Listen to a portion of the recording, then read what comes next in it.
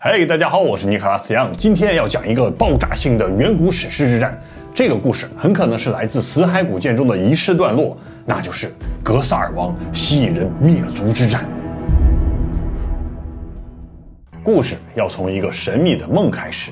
传说在西藏雪山下流传着一句话：卡鬼、肯鬼、波鬼是雪域中的3个鬼。这是什么意思？难道西藏雪山中真的有鬼？当地牧民笑了，解释道：这3个鬼并不是真正的鬼，但是他们是可以和鬼沟通的人。其中最厉害的卡鬼就是传说中的卡查扎肯。卡查扎肯意思是卡查家族的元光者，元光意思是 halo 光环。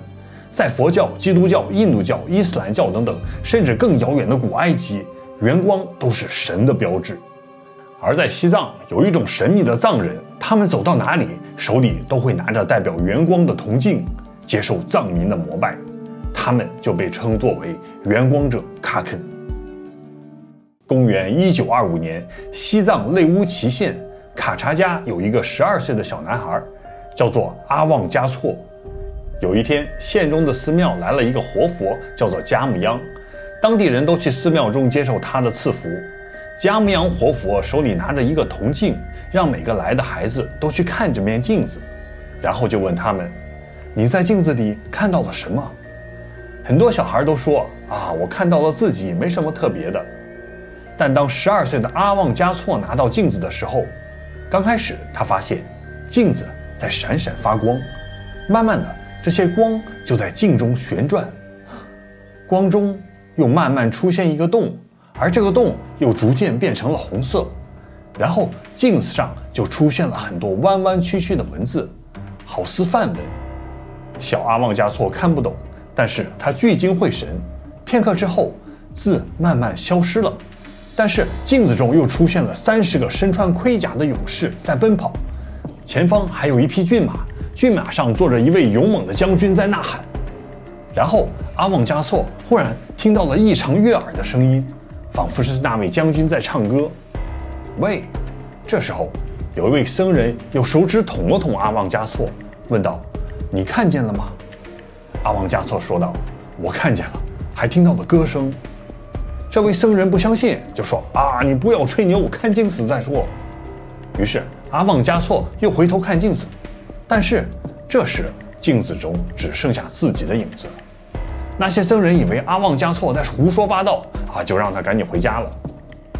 有点害怕的阿旺加措回到家里，第3天晚上就开始做梦，一睡好几天，好似生了一场大病一样。当他醒来的时候，他眼前就出现了各种各样的远古文字和神像。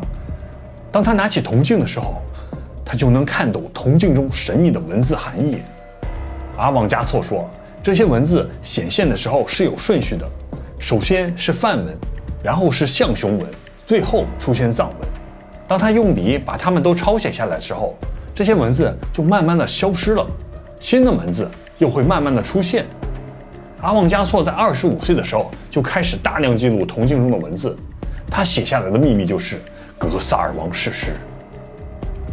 阿旺加措在去世前一共写了11部，一共100多万字的《格萨尔王传》，而且阿旺加措还可以用铜镜中出现的文字进行占卜预测，所以他非常受当地藏人的尊敬，大家就称他为元光者卡查扎肯。不过卡查扎肯只能算第2，最厉害的叫做巴中，就是天天做梦，然后大病一场，醒来就不用看镜子，直接咔咔咔的就开始说这个格萨尔王，一唱就是唱好几天好几夜，直到精疲力尽。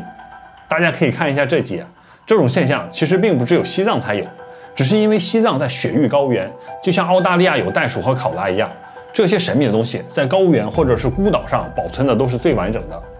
如果我们从西藏往西北走，就会有古突厥史诗玛纳斯，向东北走就会出现古蒙古史诗江格尔，它们全都是500万字以上的史诗，而且都是由神人这么咔咔的唱出来的。这些史诗的故事情节都是相互交叉的，说的都是同一个历史背景下的不同英雄的故事，组合起来就是《指环丸》中的中土大战。有空给大家慢慢讲。今天我们重点讲解一下格萨尔王。格萨尔王全称格林格萨尔，这个词可以拼作为 Kisar，就是一个 title， 意思是帝王。格萨尔和俄国沙皇克萨，突厥沙西王朝弗拉姆卡萨鲁，甚至 Kisa 凯撒大帝都是来自同一个词根。所以推测格萨尔王的故事很可能讲的不只是西藏高原的故事，而是从西藏往西走，经过印度、伊朗、土耳其，再到阿拉伯半岛和古埃及这一大片区域中的失落的远古秘密。更大的可能是它和死海古卷中失落的巨人之书有关。这个世界所有的事情都是有联系的，各种神仙之间其实都是一家人。在格萨尔王中有一章就叫做征服大食，大食就是阿拉伯帝国。来自青藏高原的格萨尔王带领100万雄兵翻越喜马拉雅山，穿越印度伊朗，最后把阿拉伯帝国给灭掉了。如果只从青藏高原的角度来理解这个远古故事，就有点太神奇了。所以根据格萨尔王名字的来源可以推测，这个史诗的最终来源可能就是美索不达米亚平原到埃及之间的这一大片区域。这里曾经出土过记录地球最远古秘密的书卷——死海古卷。所以格萨尔王的故事要从死海古卷的以诺书开始。在远古的某一天，有200个天使在一片高耸的雪山上降落，之后他们在一起发誓：来吧，让我们从人类的女儿中挑选妻子，并生儿养女，让我们一同发誓，言出必行。说完，这些天使就下山和人类女子交合，女子就生出了巨人。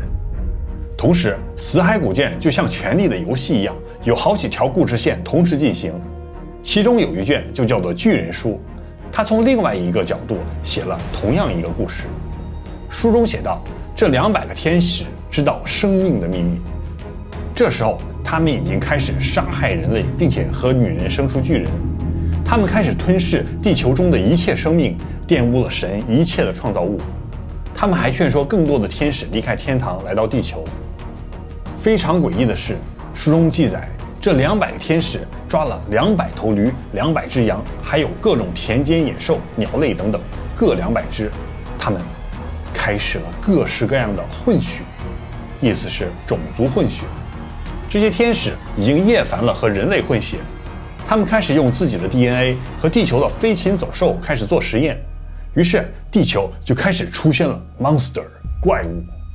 这些怪物长什么样没有说，书中就说地球分别出现了怪物和巨人，这2种生物开始给地球带来更大的腐败。堕落者玷污众生，巨人同怪物腐蚀大地，巨人的手中鲜血污染了地球。然而他们犹未满足，常觊觎吞噬毁灭更多，怪物肆虐，攻击万物。这时人类大声呼喊，他们的声音传到天堂。所以从这里推测，在古埃及的各种巨人神像，还有各种野兽的神像，很可能就是巨人书中提到的巨人和怪物。最后以诺书、巨人书还有圣经创世纪的故事线融成了一个大结局，它们很可能就发生在埃及。大家请点左上角出现的标题，可以看一下古埃及灭亡的真正原因。而格萨王的故事就是从这里开始。传说藏族的祖先在很久以前就定居在这美丽的雪域高原，过着幸福的生活。但是有一天，突然乌云密布，不知道从什么地方刮起了一股罪恶的妖风。刹那间，树木枯萎，邪恶众生，恶魔翻越喜马拉雅山，进入吐蕃。他们开始喝人血，吃人肉，吐蕃生灵涂炭，陷入苦海。有可能是圣经创世纪中记录的神发动了大洪水，淹没了世界。这些妖魔鬼怪为了躲避洪水，就进入了青藏高原。于是吐蕃遭此劫难，众生的哭声传到了天界。大慈大悲的观世音菩萨就去极乐世界去寻找阿弥陀佛，说道：“阿弥陀佛，赶紧救救苦难众生吧！”观世音梵语叫做 Avalokitesvara， 意思是声音的感知者，他能听到宇宙众生的声音。阿弥陀佛，阿弥达巴，意思是无限的光。因为是佛教，所以要加一个佛。阿弥陀佛，意思是无量光佛。南无阿弥陀佛，南无阿弥达巴，意思就是皈依无限的光。这个我在梵语的这期节目中讲过。所以，如果你把观音菩萨当作圣经中的大天使米迦勒，把无量光佛换成在光中闪耀的至高之神耶和华，这个故事就是死海古卷以诺之书的开头。当无量光佛听到观世音的请求之后，唰的一下闪出一道金光，光中有声音，在33层天神境之中将会诞生一个菩萨，叫做推巴格瓦，他将投胎至人间，教化众生，使吐蕃脱离恶道。推巴格瓦就是格萨尔王在天界的名字。这时候又有一道神光闪现，天界出现了轮宝，唰的一下就进入他的头中，代表无限的智慧。然后世尊释迦牟尼如来佛出现了，唰的一下又有一道金光从喉头中射出，直接进入推巴格瓦的喉咙中，代表无限的神语。之后又有一个绿色的十字架出现了，唰的一下进入了推巴格瓦的身体里，代表无限的权力。这时天界就出现了一位拥有一切智慧、口才和权力的神之子推巴格瓦。听起来好像耶稣基督一样。神之子在天界出现之后，接下来的问题来了：如何将它从4维空间传送到地球的3维空间？答案就是投胎。这一段非常诡异，因为我们从神之子推巴格瓦变成格萨尔王的过程中发现，他不是人类。为了顺利降生，神之子推巴格瓦的灵就告诉在地球上的藏传佛教始祖莲花生大师，要有良功才能摄像拔灭，要使甘雨降落人间，大海的蒸汽要浓如烟。为了降服强大的妖魔，必须准备2件事：第一，需要找一个虔诚的人类作为未来我在地球的父亲；第二，要找到我未来的母亲，她必定不是人类，生母必须要龙族。讲到后面，大家就会知道格萨王史诗的逻辑非常严密。当时地球上是巨人巨兽肆虐，人类在他们面前都是猫狗般的大小。如果格萨尔王是纯种的人类，怪兽一口抓了就吃了，故事结束了。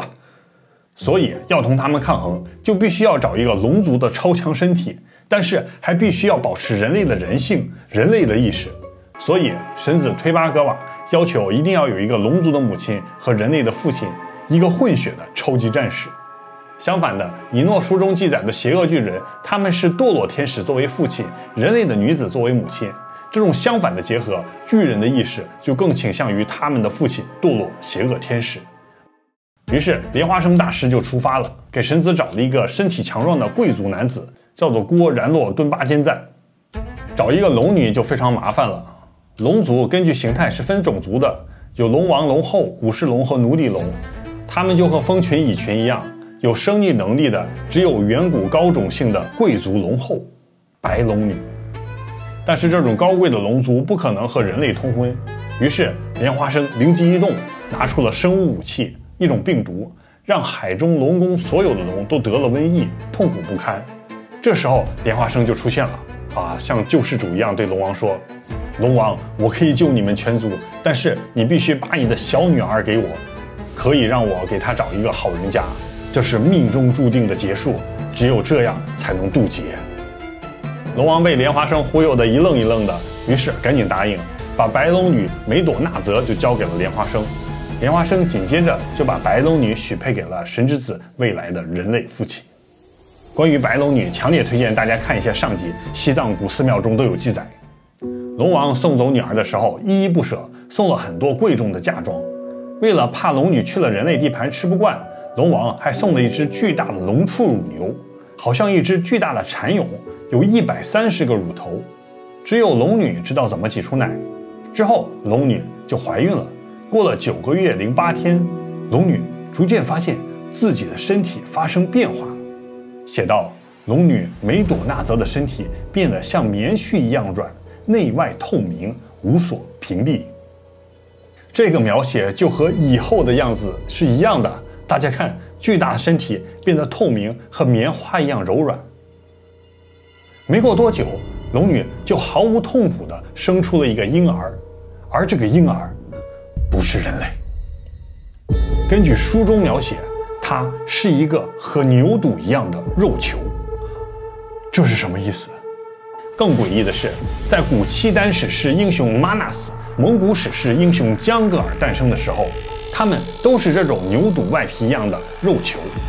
这到底代表了什么？大家读一下这些史诗就知道，因为这些英雄的母亲都是龙族。根据佛教《长阿含经》中记载，释迦牟尼说龙族有卵生，所以他们生出来的有牛肚般花纹的肉球就是龙卵。朝鲜古记《三国史记·高句丽》中记载，谢木素她是高句丽的创建者，与河伯女媾和，河伯女河中出现的女子，女有孕生卵，少年射手英雄，自卵中出。哪吒三太子也是卵生的肉球，他们都是地球上伟大的人，这就应了《圣经·创世纪》第6章中的话：那时候有伟人在地上，后来神的儿子们和人的女子们交合生子，那就是上古英勇有名的人。所以说，格萨尔王史诗的逻辑毫无破绽。如果一个神话没有破绽，那这个故事很可能就是真的。接下来，龙女生了卵之后，所有的人都大惊失色。这时候，有一个勇敢的接生婆找出了一个箭头，唰了一下，咔，就把中间的肉给划开了，顿时喷出了大量的羊水，里面躺着不是一个小婴儿，而是一个3岁那么高的男孩。当他睁开眼睛的时候，直接大喊：“我是你们黑头人的君主，我要制服那些残暴的恶魔！”周围人都吓懵了。他的父亲就给他取了一个人类的名字，叫做觉如，他就是后来的格萨尔王。觉如格萨尔王和其他的史诗英雄有一个共同的特点，就是生长发育非常快，不是人类的生长速度，它不是按年生长，而是按天生长。觉如喝了几口奶之后就开始吃肉，1个月之后就开始走路，不到1年，觉如长得就比人类的成年男子还要大1倍。但是他心理的年龄只有1岁多，还是个婴儿，所以巨大的觉如抓到什么咔就这么吃。书中写道，他把自己住的地方变成肉山血海，拿人肉当食品，拿人血当饮料，拿人皮当地毯。这种情况，不要说人见了害怕，就连神鬼也寒心，罗刹也变色。人们纷纷传说，神子觉如已经变成了恶魔，变成了红脸罗刹，但是没有人能降服他。当地人类一看，哇，完蛋了，魔鬼没来灭我们，我们自己就要把神子给灭了。于是所有人类都聚集起来，用各种方法把龙女和神子就赶到了荒野。觉如就和他的母亲在荒野就过着非常艰苦的生活。当觉如12岁的时候，他长成了一个巨大的成年人，非常高大，但是非常丑，特点是驼背这个样子。这个和以前我们讲过的秦始皇嬴政鸡胸、汉高祖的龟背一样，这些伟人都是驼背的。秦始皇的声音，而且还是柴声沙哑无比，他们好像都是西人的感觉。觉如就这个样子去参加了一场赛马大会，展现了超人的技巧，让所有的人类都无比臣服。当时他就获得了领国王位。在他称王的时候，地动山摇，山岩崩裂，水晶山石的宝藏之门大开。在上集我们讲到，宇宙圣山冈仁波齐，梵语的名字就叫做卡莱莎，水晶。水晶之山冈仁波齐的入口咔的一下就打开了，飞出了众神，把觉如全部都围了起来。然后就好像圣斗士星矢一样，各种高科技武器和盔甲全数的咔咔的加上去，摇身一变，觉如就变成了英勇雄壮的格萨尔王。格萨尔王获得神装之后，灭魔的事情就提上了日程。在领国周围，当时有4大妖魔，其中最强大的是北方雅尔康魔国。接下来的这场大战就被称作魔岭之战。雅尔康魔国周围有8座山，山中有4个山口，被称为鬼地。各种吃人的魔鬼都在这里生活，血雨腥风，和《西游记》里的狮驼岭记载的是一样的。骷髅若岭，骸骨如林，尸山血海，腥臭难闻，非常恐怖。在这里有一个大魔头叫做鲁赞，喜欢吃童男童女。鲁在藏语中的意思是龙的意思，赞是赞普的意思，它是一种类似蜥蜴人的罗刹种族。而鲁赞是第1代蜥蜴人和远古龙族的再次混血的升级版，更加可怕，更没人性。莲花生大师本生传中就写道，有一次莲花生在打坐，这时候从江里唰的一下出来一个全身发光、有紫色皮肤的年轻人，他戴着一个白色的兜帽，走到莲花生大师身边。这时莲花生这么一闻，突然闻到一股臭味，毒气袭人，蜥蜴人都非常臭。莲花生就说道：你毒气袭人，说明你一定是一位罗刹。Who are you？” 这位年轻人就慢慢地脱掉了帽子，高昂地说：“我是凶恶愤怒的夺命者，我的父亲是罗刹，我的母亲是龙女。”莲花生就说道：“发光的神灵啊，你为何有9个脑袋？你的上身为何是人类的样子？你的下身又为何是蛇的身躯？你的全身为何长满了眼睛？”异形啊，所以这个鲁赞就是9头龙人。人类在他周围待得太久，就会被他的恶臭毒气麻痹而死。鲁赞的魔国易守难攻，而且格萨尔没有像样的兵力，都是人类这种弱鸡，所以格萨尔王就想到了一个策略：擒贼先擒王。凭着自己长得不像人类而更像龙人，所以他就准备溜进魔国刺杀鲁赞。于是格萨尔王全身披挂，只身前往。当他来到一个山顶的时候，发现前方有一座四四方方的城。他周围一看树上都是挂着人类的尸体当做旗帜，毛骨悚然的。格萨尔心想这肯定就是魔帝了。于是他就下马一个人去砰砰砰敲那个大门城门。不一会儿，吱啦一下，城门就慢慢的打开了一条缝，从里面走出了一个天仙般的姑娘，还没说话就唱起了歌：“人找死才到罗刹门前，虫找死才到蚂蚁洞边。门前这位从哪里来？是否是天神送我的菜？”还没唱完，格萨尔瞬间就一下抓住了这个魔女的领口，一把把她推倒在地。人要降魔来罗刹，虫吃蚂蚁来蚁窝。雄狮大王格萨尔我，先要降服你这女魔。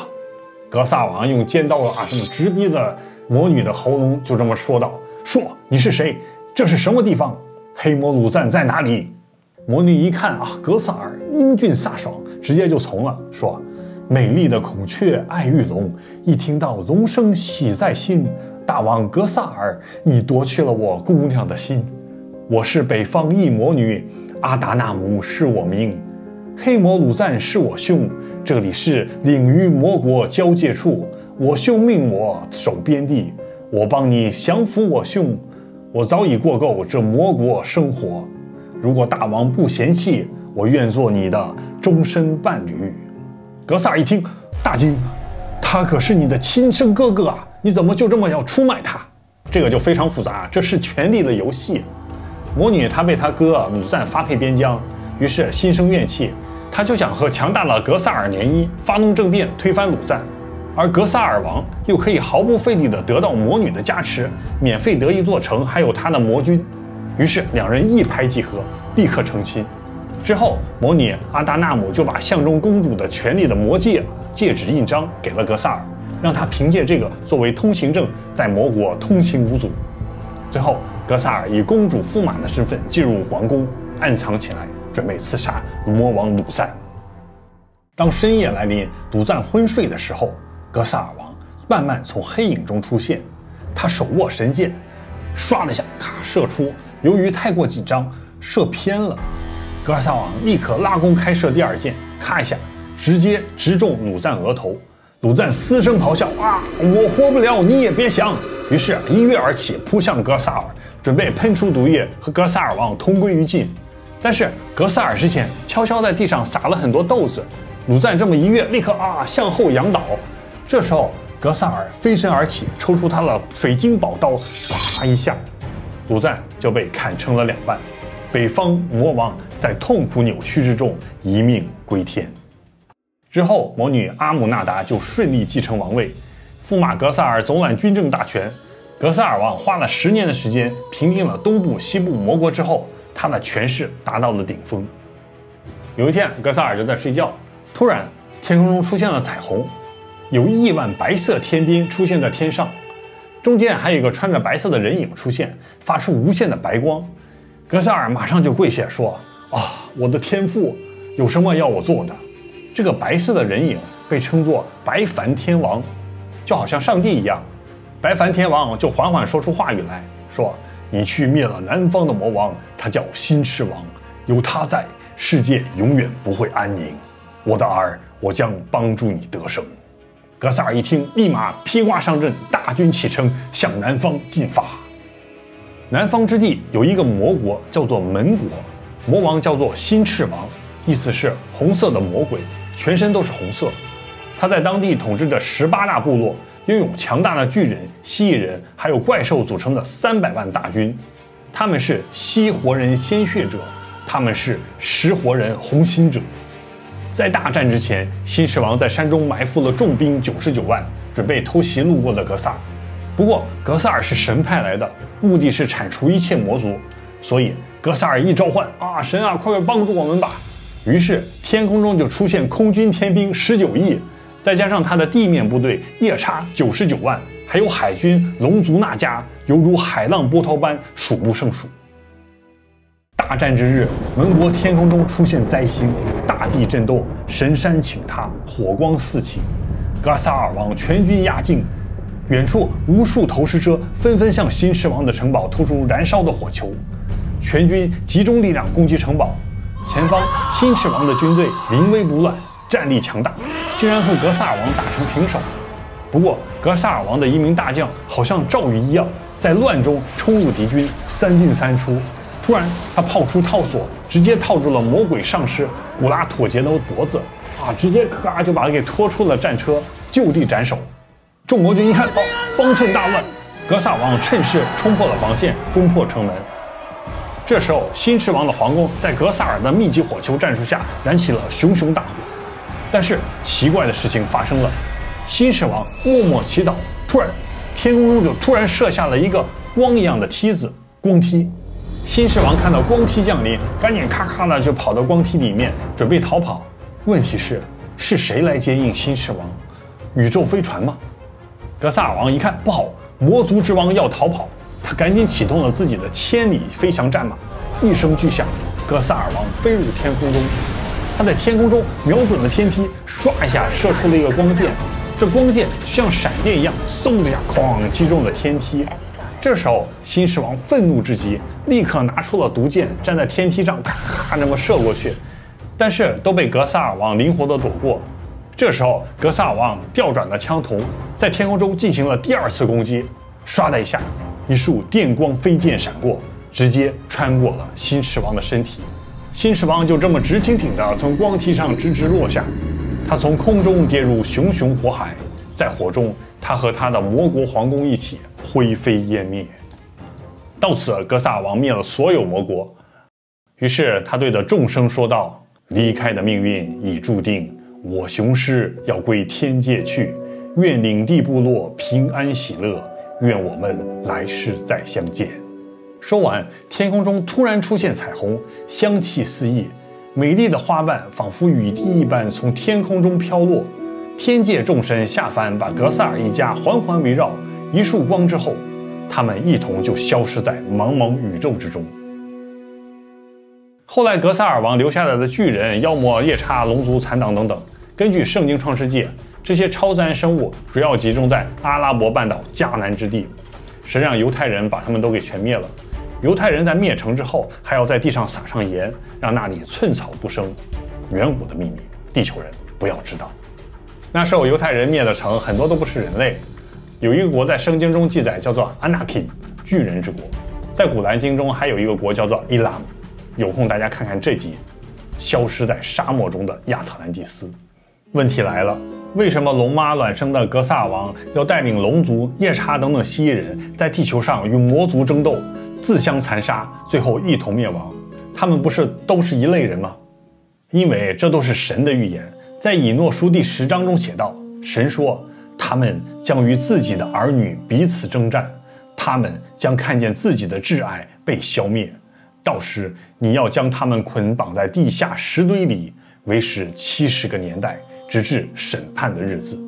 所以地下世界不要去，这可能是另外一个故事了。最后格萨尔王飞上天了，和耶稣一样离开地球，地上并没有他的遗体和墓地。他飞上天的地方就是在青海玉树州囊乡县的纳达寺周围，这里藏有格萨尔王的远古神庄。格萨尔王手下的30大神将就被埋在这里的30座佛塔之中，在佛塔对面就是我们上集讲到的青藏高原金字塔。好了，今天的节目到此为止了，我们下期再见。Hello， 最近我都把直播的设备准备好了，尼克拉斯杨深夜电台。直播的时间我会提前2-3天在 YouTube 上告诉大家，希望我可以准时和大家在周6的晚上8点和大家小聊一下。这个还没定啊，我会提前告诉大家，大家可以多多留言，我会在直播的时间回答大家的一些问题，欢迎收看哦，别忘请团长喝咖啡哦。